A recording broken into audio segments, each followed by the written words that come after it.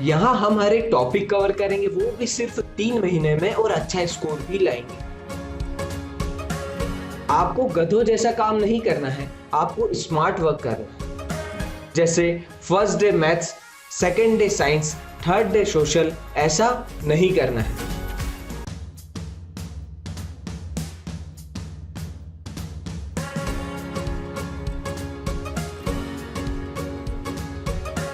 Hello बच्चों, कैसे हैं आप? I wish you are safe and healthy. अगर हम करंट सिनेरियो की बात करें तो अभी हमारे पास 2 कैटेगरी के स्टूडेंट हैं। एक जिनका 10 to 20% सिलेबस हो चुका है या अभी स्टार्ट भी नहीं किया है, और दूसरे जिनका 50 to 60% सिलेबस हो चुका है। तो घबराना नहीं है, हमने यहाँ दोनों कैटेगरी के लिए स्ट्रेटेजी बनाई है, जिससे हम इन 3 महीनों में हर एक टॉपिक कवर करेंगे, रिवाइज भी करेंगे और साथ ही साथ अच्छा स्कोर भी लाएंगे। पहले फर्स्ट कैटेगरी की बात करते हैं, जिनका 10 to 20% सिलेबस हुआ है या अभी कुछ भी नहीं हुआ है। आपको सिलेबस तो कंप्लीट करना ही है और रिवीजन भी करना है और अच्छा स्कोर भी लाना है। तो आपको अपने सारे सब्जेक्ट के सारे चैप्टर की एक लिस्ट बनानी है। जैसे मैथ्स की सारे चैप्टर वाइज लिस्ट, साइंस की सारे चैप्टर वाइज लिस्ट और सोशल की सारे चैप्टर वाइज लिस्ट। लिस्ट बनाने में गधों जैसा काम मत कर, यहाँ हमको स्मार्ट वर्क करना है। सबसे पहले गूगल करके ये देख लेना कि किस चैप्टर का वेटेज ज्यादा है, उसके अकॉर्डिंग लिस्ट बनानी है। सबसे ज्यादा वेटेज वाला चैप्टर सबसे पहले करना है, फिर उससे कम वेटेज वाला, फिर उससे कम वेटेज वाला। इन चैप्टर को अभी के लिए हम नाम देते हैं chapter first, chapter second, chapter third. अब हमारे पास प्रायोरिटी वाइज लिस्ट आ गई है तीनों सब्जेक्ट की, मैथ्स, साइंस और सोशल साइंस। लिस्ट में हमको 3 कॉलम और लगाने हैं। पहला एनसीईआरटी के लिए, दूसरा प्रीवियस ईयर क्वेश्चंस के लिए और तीसरा रिवीजन के लिए। अब पढ़ना कैसे है? हमारे पास तीनों सब्जेक्ट मैथ्स, साइंस और सोशल साइंस की प्रायोरिटी वाइज लिस्ट आ गई है। तो हम जैसा सोच रहे हैं कि फर्स्ट डे मैथ्स का चैप्टर फर्स्ट कंप्लीट करूंगा, सेकेंड डे साइंस का चैप्टर फर्स्ट कंप्लीट करूंगा और थर्ड डे सोशल का चैप्टर फर्स्ट कंप्लीट करूंगा एंड सो ऑन। तो ऐसा नहीं करना है। तो करना क्या है? हमको हर एक चैप्टर्स को 2 या 3 पार्ट्स में डिवाइड करना है। पहले पार्ट को हम ए नाम दे देंगे और दूसरे पार्ट को बी। जैसे मैथ्स के चैप्टर फर्स्ट को हमने डिवाइड किया chapter first A, chapter first B and so on. ऐसे ही साइंस में भी करना है और सोशल साइंस में भी करना है। हमको एक दिन में एक चैप्टर नहीं पढ़ना है, हमको एक दिन में 2 या 3 चैप्टर्स को पढ़ना है, लेकिन थोड़ा थोड़ा डेली पढ़ना है। अब फर्स्ट डे में क्या करना है? हमको थोड़ा पार्ट मैथ्स का कंप्लीट करना है और थोड़ा सोशल का। फर्स्ट डे में हमने क्या लिया? मैथ्स के चैप्टर फर्स्ट का ए पार्ट और सोशल के चैप्टर फर्स्ट का ए पार्ट। अब सेकेंड डे हमने क्या लिया?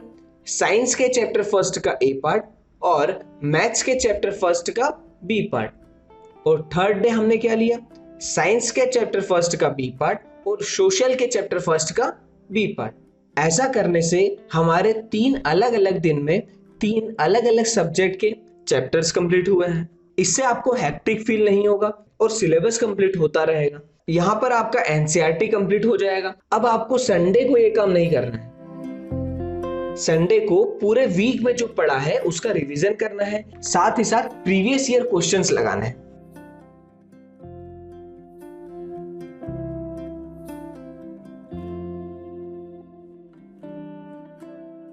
अब हम सेकंड कैटेगरी के स्टूडेंट की बात करते हैं, जिनका 50 to 60% सिलेबस हो गया है। तो आपको आपका रिमेनिंग सिलेबस कंप्लीट करना है और रिवीजन करना है। आपको भी सारे चैप्टर्स की एक लिस्ट बनानी है, जिसमें 3 चेक बॉक्स होंगे। पहला एनसीईआरटी के लिए, दूसरा प्रीवियस ईयर क्वेश्चंस के लिए और तीसरा रिवीजन के लिए। जो चैप्टर आपके हो गए हैं उन पर टिक मार्क लगा लीजिए, और जिन चैप्टर का आपका प्रीवियस ईयर क्वेश्चन भी हो गया है उन पर भी आप टिक मार्क लगा लीजिए। टिक मार्क लगाने से क्या होगा? आपको पता रहेगा कि आपका कितना सिलेबस हो चुका है, आपको कितना सिलेबस करना है। इससे आप मोटिवेटेड फील करेंगे और मोटिवेशन ही सक्सेस की चाबी है। आपको भी जो चैप्टर रिमेनिंग है उन चैप्टर को 2 या 3 पार्ट्स में डिवाइड करना है। जैसे मैथ्स चैप्टर फर्स्ट का ए पार्ट और बी पार्ट, ऐसे ही साइंस में, ऐसे ही सोशल साइंस में। अगर कोई चैप्टर बड़ा हो तो उसको 3 पार्ट्स में भी डिवाइड कर सकते हैं, चैप्टर फर्स्ट का ए पार्ट, चैप्टर फर्स्ट का बी पार्ट और चैप्टर फर्स्ट का सी पार्ट। अब आपका प्लान क्या होना चाहिए? फर्स्ट डे जैसा हमने पहले किया, मैथ्स का ए पार्ट, सोशल का ए पार्ट। ऐसे ही दूसरे दिन क्या होगा? साइंस का ए पार्ट और मैथ्स का बी पार्ट। ऐसे ही थर्ड डे क्या होगा आपका? साइंस का बी पार्ट और सोशल का बी पार्ट। अब सबसे इंपॉर्टेंट आता है फोर्थ डे। फोर्थ डे आपका होगा रिवीजन डे। किसका रिवीजन करना है? जो आप पहले पढ़ चुके हैं उसका रिवीजन करना है, जिसमें आपको मैथ्स, साइंस, सोशल साइंस तीनों का चैप्टर लेना है। अब ये सब्जेक्ट के चैप्टर कुछ इस तरह से सिलेक्ट करना है, अगर मैथ्स का कोई टफ या लेंथी टॉपिक लिया तो साइंस का कोई इजी टॉपिक लेना है, ठीक है।